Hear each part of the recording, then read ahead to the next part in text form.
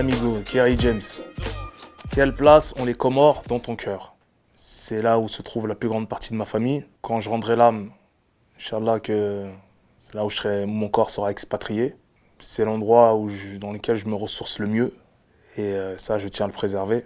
C'est pour ça aussi que je voulais pas trop faire de concerts là-bas, parce que je savais qu'après ça, je risquais justement de ne plus passer inaperçu là-bas, quoi. Tu vois. Parce que quand je vais là-bas, en règle générale, je rase les murs de l'aéroport.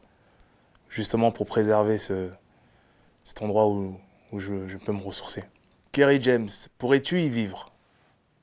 Pour vieillir, ouais, je pense. Mais là, tout de suite, non. Pour moi, quand tu quittes cet endroit qu'on voit à peine sur la carte du monde, c'est pour conquérir le monde. Kerry James, combien de fois penses-tu t'être battu dans ta vie? C'est un gamin, celui-là. Aïe, aïe, aïe. Ah, je sais pas, hein. À une époque, on se battait 3, 4 fois par jour. Peut-être plus de 100 fois, 200 fois, je sais pas. En tout cas, on n'a refusé aucun tête-à-tête. Sofiane, lequel de Rof et de Ousni a le plus d'étain sur l'autre? Je pense que Ousni a d'étain sur Rof, sans aucun doute, et que Rof sans Ousni, bah, il n'est pas Rof, quoi. On va dire que Rof, c'est la marque de la musique. C'est pour ça que j'hésite pas à citer mon prénom dans les chansons. J'en ai même fait un titre qui s'appelle Dirty Ous. Dirty Ousni. Sofiane, qu'est-ce que le 9-3 représente pour toi? En fait, j'ai fait le 9-2 à Agnières, mais je suis pas resté longtemps. Ensuite, on a déménagé pour le 9-3 à Saint-Ouen. Et Saint-Ouen, bah, je passais mes grandes vacances, les 2 mois de vacances à Épinay, chez la famille, chez mes cousins.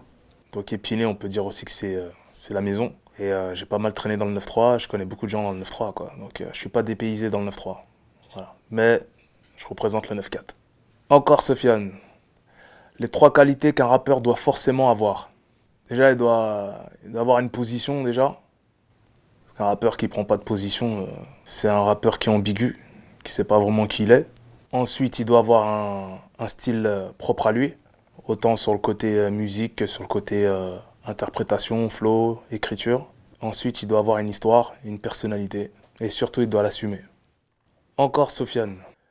Selon toi, le game évolue ou régresse?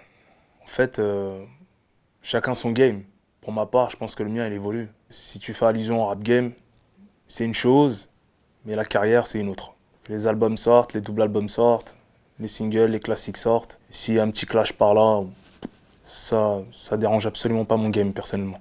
Ça m'empêche pas de faire des tournées et d'être attendu là où je dois aller. Safe You, à quand Ousni au cinéma?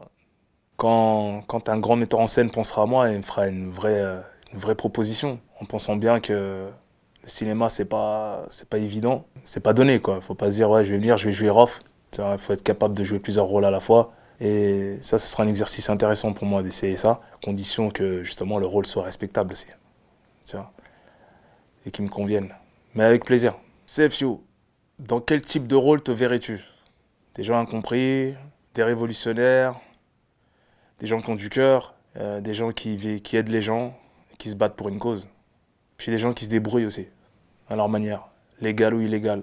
Safe You, à quand l'album 187 Safe You Rof? Ah, déjà, il faudrait qu'on fasse un autre titre. Après, 187, c'est un classique. Refaire un morceau dans le même style, je pense que c'est pas une bonne idée. Il faut repartir sur autre chose. Teufa, je pense que tout le monde se demande c'est quoi ton top 3 des rappeurs français préférés? Toute école confondue, et pour quelle raison?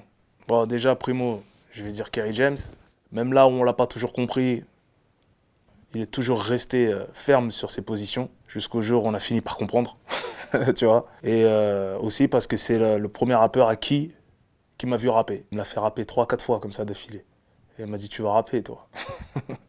T'avais pas tort, frérot. Après, le deuxième, Laura Luciano. J'écoutais grave le morceau avec Manolo, Carré Rouge, qui s'appelle L'Adrénaline. Et puis ses autres morceaux, hein, tu vois. Fait partie de ceux qui m'ont mis d'accord avec Lino, troisième. Mon premier gros featuring, c'était avec lui. L'œil du tigre, en première classe. Tous les rappeurs que je viens de citer ont une plume, ont une personnalité, et puis voilà quoi. Je pense que pour les deux qu'on entend moins, on les attend. Moi je les attends, j'ai envie d'écouter ce qu'ils font aujourd'hui et qu'ils viennent montrer que, voilà, qu'ils viennent signifier que la old school, elle détient les vrais bagages techniques et la vraie plume, quoi, tu vois. Moi, je suis là, je donne ce que j'ai à donner, je lâche pas, je lâche rien. Donc faites comme moi, quoi. Teufa, on a fait un titre ensemble, un classique. C'est quand qu'on remet ça? Je savais que tu m'aurais envie de me poser cette question.